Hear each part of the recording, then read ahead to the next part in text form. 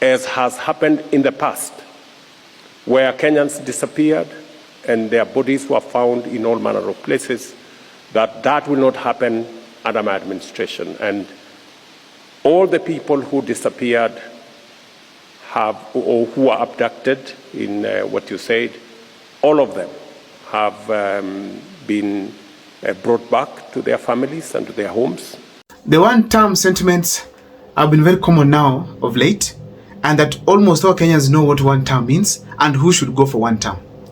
Basically, it is William Ruto. Everyone is saying that William Ruto is a one-term president, in that the people of maybe the supporters, the people of UDA, some of them who are close to him, are the ones who are championing that William Ruto ni kumi bila break. But majority of Kenyans feel that it is one term so far. Now, on this video here, I want to take you through, guys, step by step on some of the things that the opposition must do to make William Ruto a one-term president. And if they don't do that, it's going to be very difficult for them to make William Ruto a one-term president. But before I take you through, if this is the first time you're watching my videos, take a second or two to subscribe.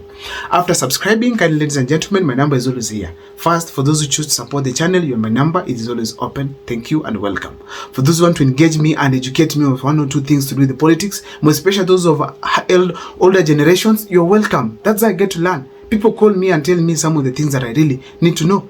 And some of you do tell me the topics I need to dwell on. Thank you so much. So therefore, ladies and gentlemen, let me give you 2 seconds to subscribe before I proceed. Thank you. What is the first thing that these people in opposition must do? Number 1 is to take the most popular candidate within the opposition and make him the presidential flag bearer. Make him the opposition flag bearer. Who are these people? They have a list of people who want to contend. They have Matiang'i, they have Kalonzo, they have Gachagua, they have Eugene, even Martha Karua. The ideal thing these people can do is to simply have the most popular one amongst the 4 of them, or maybe 5, or even the number that might come up. And then have the person who also has the characteristics of the person that Kenyans want, which contribute to the popularity of that person in this country. And also ensure that they have this person who has the character of development, the person who can deliver. Because right now Kenyans are complaining about service delivery. So therefore, once they do that, they are able to have a serious opponent towards President William Ruto. Because William Ruto is also working hard to develop, to do some 1 or 2 things, bring houses, even if there are also questions to develop. Like there's a road is going to develop from Nairobi all the way to Nakuru to Lironi, something like that. That is going to be a tremendous infrastructure that can be able to be used in support of William Ruto. So therefore, it is ideal, very much ideal, for the opposition people to come up with a leader who can be able to be perceived, someone who can do better than President William Ruto, and not based on the assessment of the opposition leaders, based on the statements made by Kenyans. Those who are not going to vie, the common Mwananchi, the Wanjiko, the Mura, the Onyango, the Mutua, and the others. So once they do that, they package this gentleman well. They do the politics now, the craft game of politics then, around this gentleman. Then this person becomes their project. They propel him regardless of the tribe. Either it's a big tribe from the other big tribes like the Mount Kenya, or even from the small tribes like these ones of Kisii here. So therefore, it is ideal if they decide to support one candidate and a strong candidate against President William Ruto. That will give William Ruto sleepless nights, because Kenyans' expectations cannot be surpassed by any other explanation. Let me also go ahead. The other thing they should do is to stick together. One of the dreams of President William Ruto right now is to disintegrate the opposition completely. Ensure that Gachagua is going on his way, Kalonzo on his way, Matiang'i on his way, Eugene on his way, and eventually now every platform will have William Ruto penetrating. Remember, William Ruto has his own allies, and they are together. He's doing his best to keep Raila Amolo Odinga on his side. He does everything to what Raila Amolo Odinga says. He does everything that Raila Amolo Odinga asks. He has given Raila Amolo Odinga what we call cabinet secretary slots.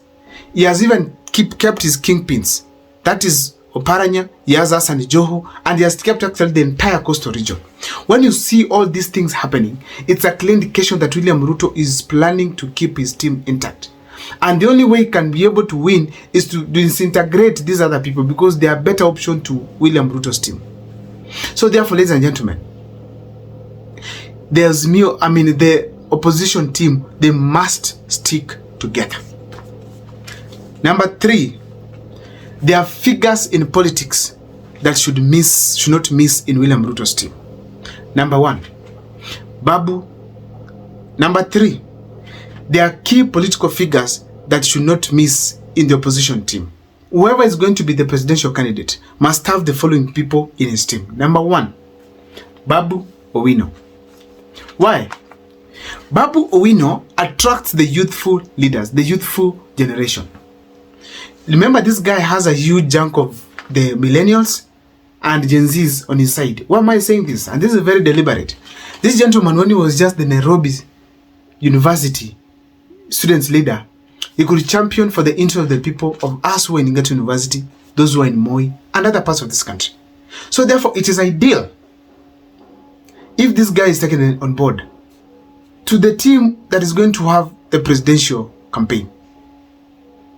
When Babu Owino comes, he attracts the youth.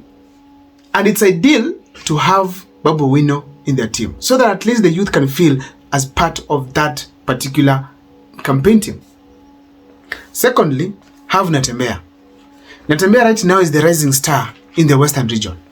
And William Ruto knows that. That's why actually he was even arrested. They are trying to intimidate him right, left, and center to ensure that he does not arise far from where he has reached so far. They want to prevent him from rising further. So therefore, Natembeya should be in that team to at least get the Luhya votes on board.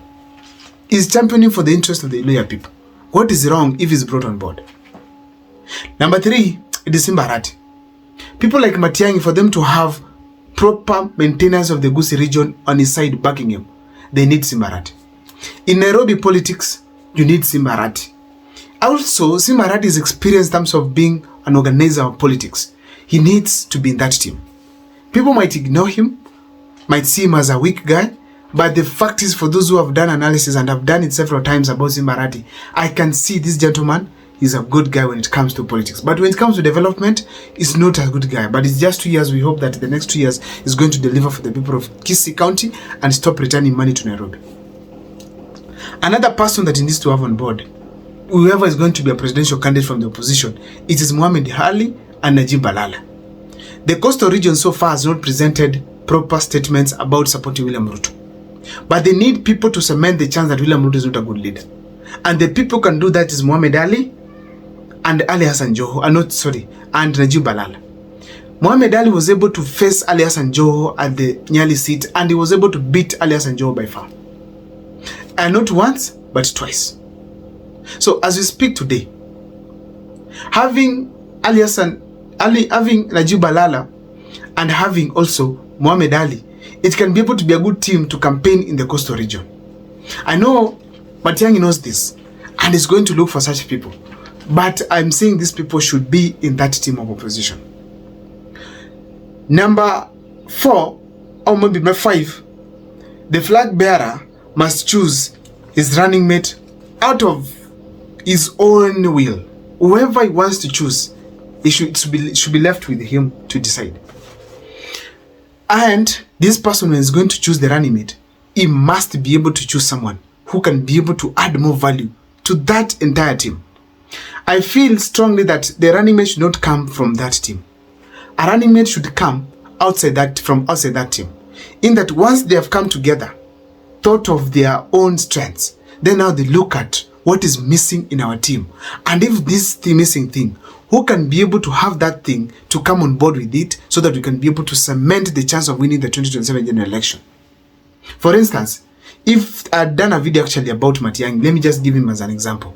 If they pick Matiang'i and then he brings Ndini Nyoro brings a different factor from what is happening right now in the opposition. If they pick, for instance, Kalonzo Musyoka, they again even pick Ndini Nyoro, that still will be a different factor they are adding on board. So therefore, even if they pick someone like let's talk of Gachagua, then they bring someone else, maybe from Western Kenya or maybe from Kambani as well.